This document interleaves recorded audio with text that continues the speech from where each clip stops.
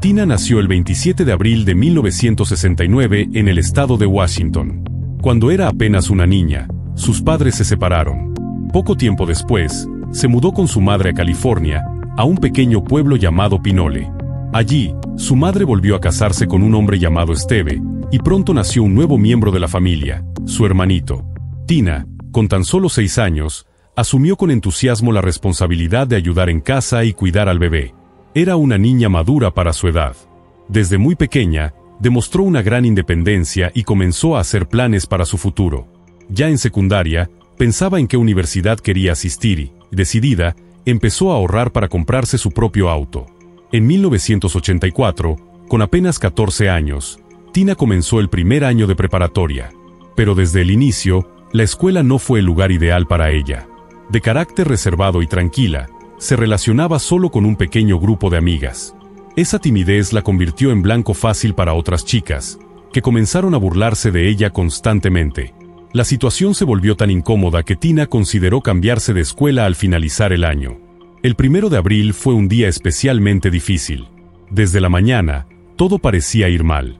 En la cafetería, fue confrontada de nuevo por el mismo grupo de chicas. Las burlas escalaron a amenazas. Le dijeron que la esperarían a la salida. Pero ese no era un incidente aislado. Esa escuela tenía fama de problemática. De hecho, ese mismo día ocurrió otro suceso alarmante. Varios estudiantes metieron a un compañero en un contenedor de basura. Cuando un maestro lo encontró, se dio cuenta de que el chico estaba visiblemente ebrio. Descubrieron que algunos alumnos habían llevado alcohol y lo estaban bebiendo dentro del plantel durante el horario escolar. La madre de Tina le había sugerido cambiarla de escuela, pero ella, decidida, quiso aguantar los pocos meses que quedaban para terminar el año.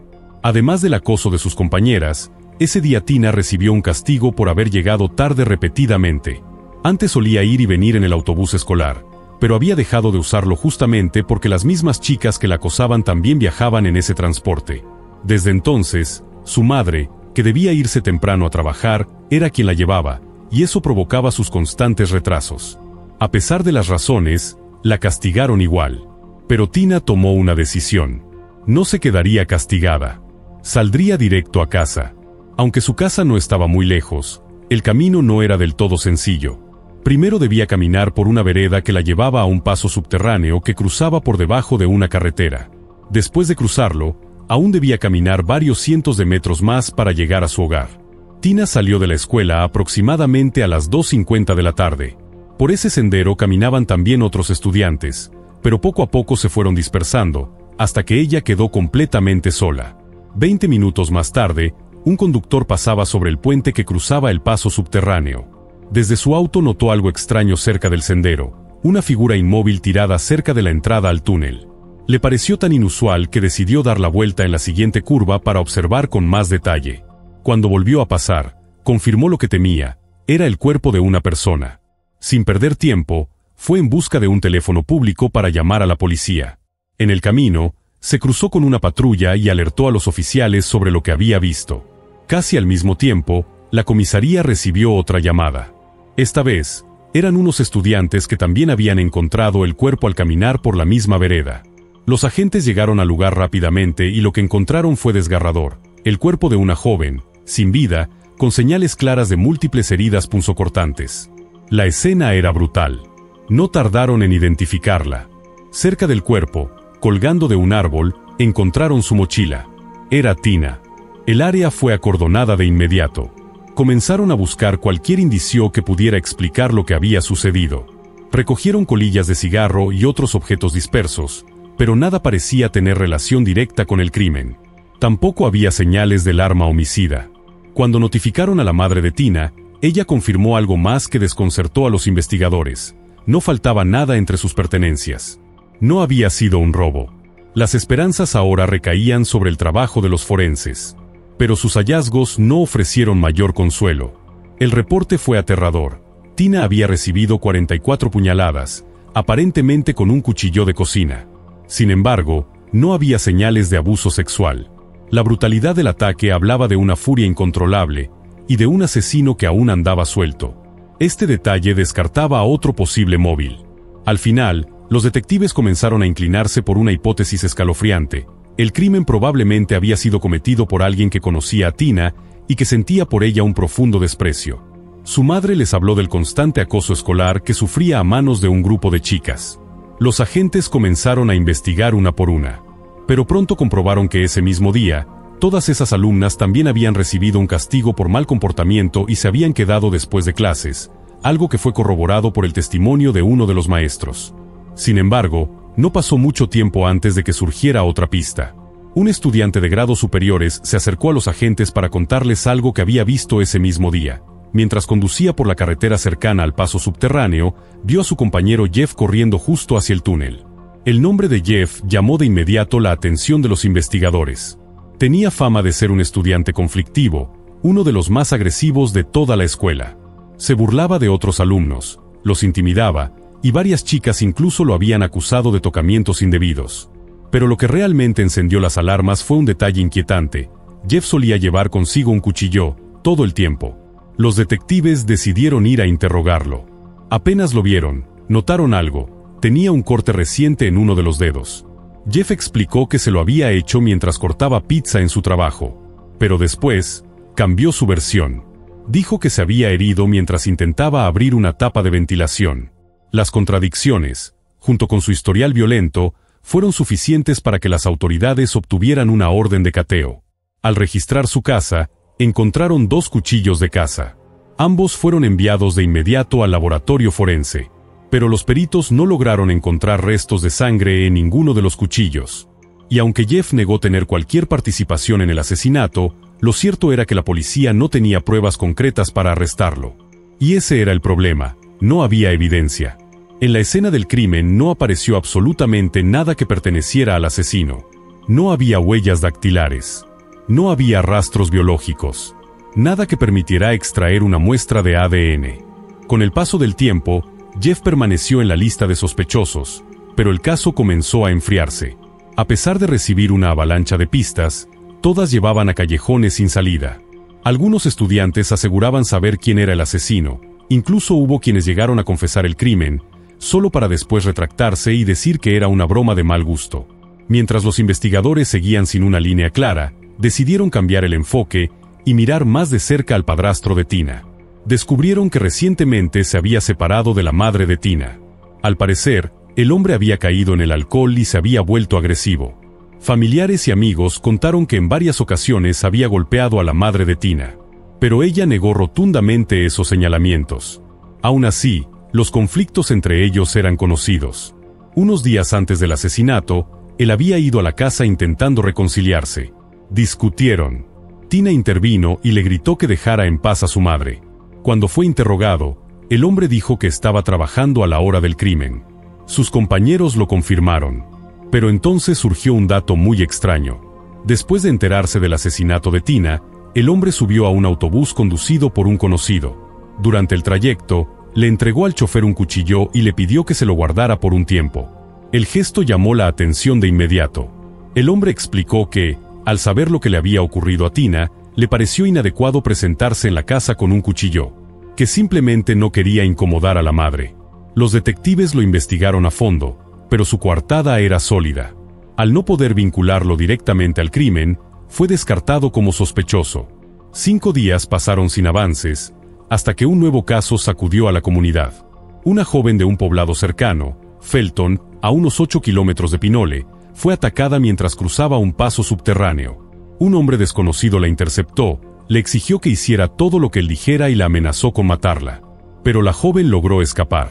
Corrió hasta ponerse a salvo y fue directo a la estación de policía a presentar la denuncia. El caso llamó de inmediato la atención de los detectives de Pinole. Las similitudes eran demasiado evidentes. Mismo tipo de lugar. Mismo patrón. Poco después, la policía logró localizar y arrestar al sospechoso. Los investigadores descubrieron algo que los dejó helados. El hombre había estado viviendo en Pinole justo en el momento en que Tina fue asesinada y se había marchado repentinamente después del crimen. Ese mismo día, había visitado a su abuela, y su comportamiento fue profundamente extraño. Estaba visiblemente alterado. Le dijo a su abuela que sentía que su vida iba por un rumbo oscuro.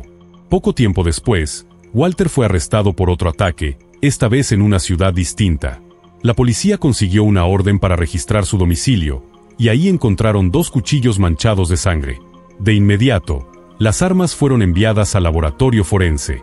Pero los detectives no estaban preparados para el giro que venía. Los análisis revelaron que la sangre no era humana, sino de animales. A pesar del tropiezo, los investigadores no soltaron la pista. Continuaron buscando la manera de vincular a Walter con el asesinato de Tina. Sin embargo, todos los caminos los llevaban al mismo punto muerto. Desesperados por respuestas, comenzaron a considerar una teoría aún más aterradora. ¿Y si detrás del crimen de Tina se escondía un asesino serial desconocido? Durante los meses siguientes, 3 jóvenes más fueron asesinadas en la región de la Seine y sus alrededores. Ninguno de esos casos lograba resolverse, pero algo en ellos parecía seguir el mismo patrón. La idea de un asesino en serie sembró el pánico en la comunidad. Las mujeres dejaron de caminar solas por la calle. Los padres no permitían que sus hijos salieran sin supervisión. Y el departamento de policía comenzó a sentir una enorme presión. Todos querían justicia. Todos querían un culpable. Ya. Pero el avance era nulo. Año tras año, los casos seguían sin resolverse. Y los detectives, sin una sola pista concreta. Hasta que, años más tarde, ocurrió otro asesinato. Una joven fue encontrada sin vida a solo unos kilómetros del lugar donde habían hallado el cuerpo de Tina. Una vez más, cerca de un paso subterráneo. Y, otra vez, sin rastro del asesino. La investigación se mantuvo en la oscuridad hasta principios de los años 90. Para entonces, el análisis de ADN ya se usaba como una herramienta clave en las ciencias forenses.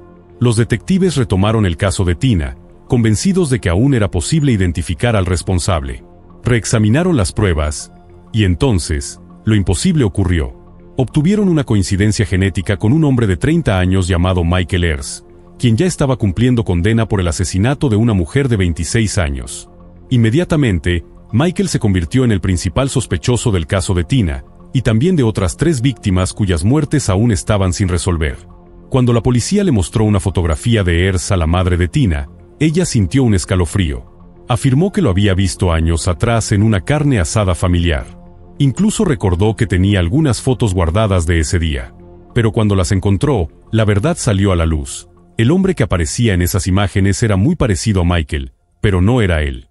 A pesar de la decepción, los detectives intentaron por todos los medios encontrar alguna prueba que relacionara a Ayers con el asesinato de Tina. No lo lograron. Tampoco pudieron vincularlo con otros 2 asesinatos sin resolver. Sin embargo, el análisis de ADN en el caso por el que fue arrestado fue irrefutable. Michael Ayers fue condenado a muerte. 2 años después, en 1996, se resolvió otro caso cuando el ADN de un hombre llamado Robert Rhodes coincidió con una muestra obtenida en una escena del crimen. Pero al igual que con Michael, no se pudo establecer ningún vínculo con el asesinato de Tina. En los años siguientes, surgieron más sospechosos.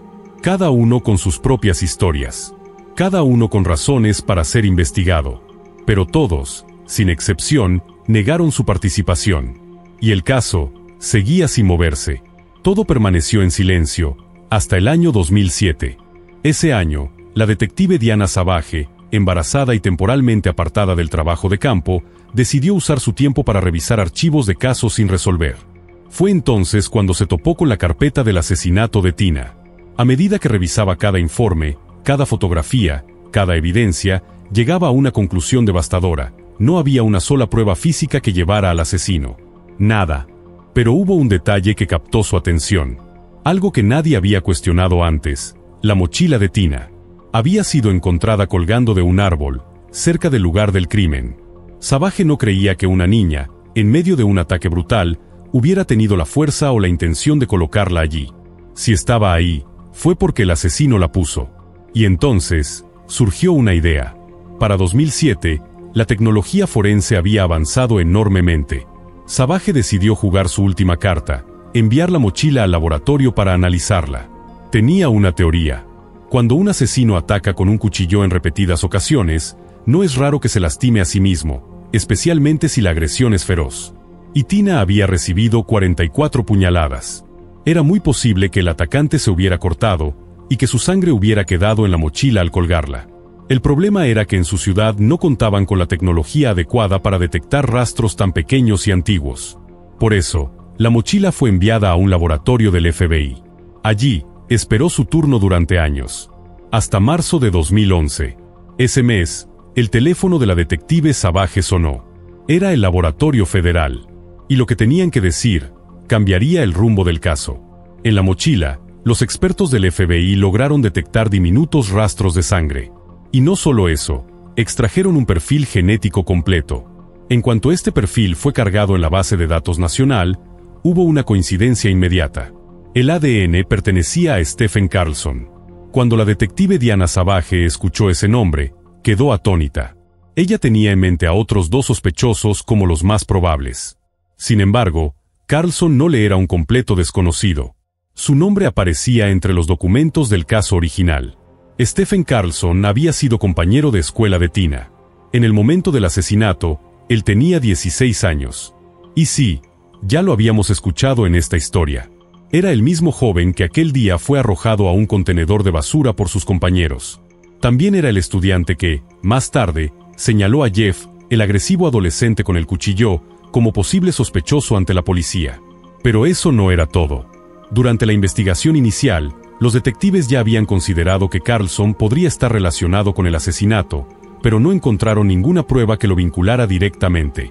Stephen tenía una reputación oscura en la escuela. Su comportamiento era errático. Frecuentemente hacía comentarios obscenos e incómodos a las chicas, y su actitud agresiva le ganó el apodo del espeluznante Carlson. Era víctima de constantes burlas. A los 15 años, comenzó a consumir drogas, lo que solo empeoró su conducta.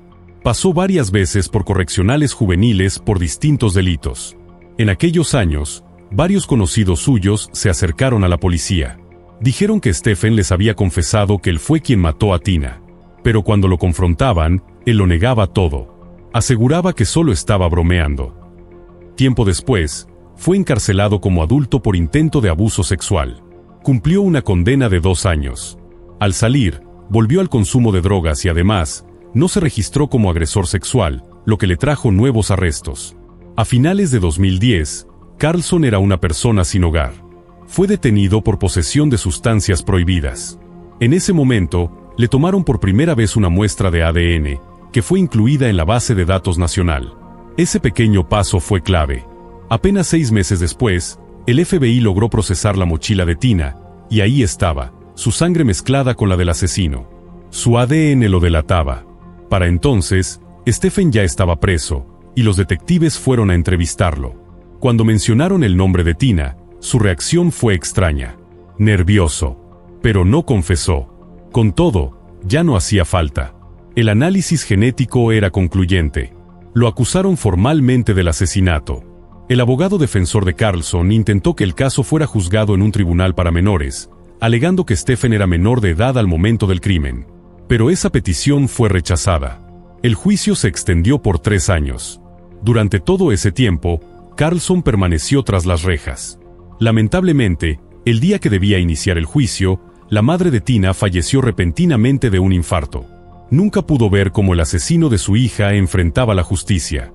El proceso se retrasó y finalmente comenzó en octubre de 2014. A pesar de todos los intentos de su defensa, el jurado no tuvo dudas. Lo declararon culpable. Carlson fue condenado de 26 años a cadena perpetua. Él, sin embargo, siguió proclamando su inocencia. E inmediatamente apeló el veredicto. Pasaron años de apelaciones. Y en 2017, su abogado logró convencer al Tribunal de Apelaciones de que en el juicio original no se había demostrado la intención premeditada de matar a Tina. Esto significaba que no podía ser condenado por homicidio en primer grado. La sentencia fue modificada. Carlson fue sentenciado por asesinato en segundo grado, lo que redujo su condena a un mínimo de 16 años, aunque aún con posibilidad de cadena perpetua. Pero ni aún así reconocía su culpa. Hasta que, en el año 2020, ocurrió lo inesperado. Desde prisión, Stephen Carlson escribió 3 cartas, una dirigida a la familia de Tina, otra a la policía, y la tercera, a Tina misma. En ellas, por primera vez, admitía haberla asesinado. Contó lo que realmente ocurrió aquel fatídico día. Dijo que estaba furioso. Ese día lo habían humillado frente a todos, arrojándolo a un contenedor de basura. Además, la noche anterior había hecho una fiesta en su casa y sabía que su padre lo castigaría al llegar.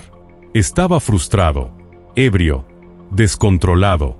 Tras salir de la escuela, volvió a casa, tomó un cuchillo y salió de nuevo. Decía que su intención inicial era simplemente desahogarse con alguien.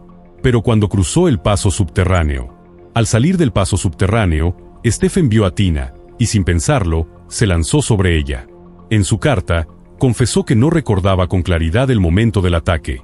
Solo tenía una imagen, él, de pie, con el cuchillo en la mano, cubierto de sangre, observando el cuerpo inmóvil de Tina.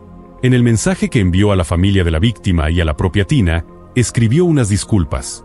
Afirmó que ella no merecía lo que le hizo, que lo lamentaba profundamente. Pero a pesar de la confesión, muchos dudaron de la sinceridad de su arrepentimiento. Y es que el castigo impuesto a Carlson incluía la posibilidad de libertad condicional.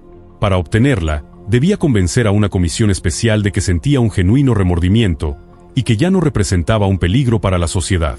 Sin embargo, cuando un asesino continúa negando su culpa, resulta prácticamente imposible que logre su liberación.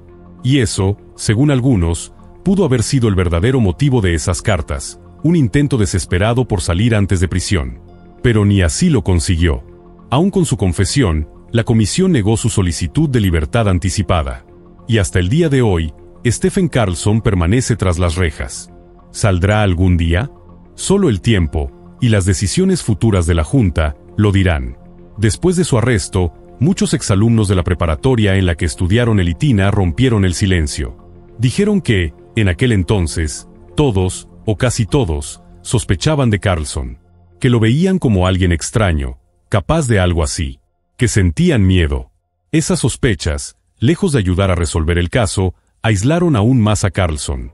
Y con los años, sus compañeros preferían evitarlo por completo.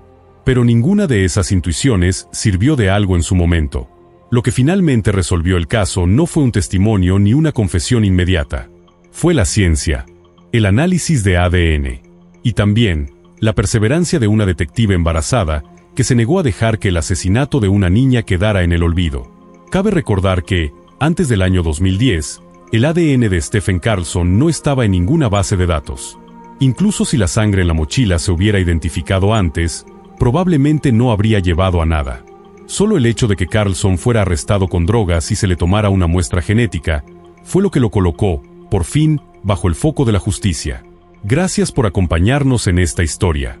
La verdad, aunque tarde, siempre termina por salir a la luz.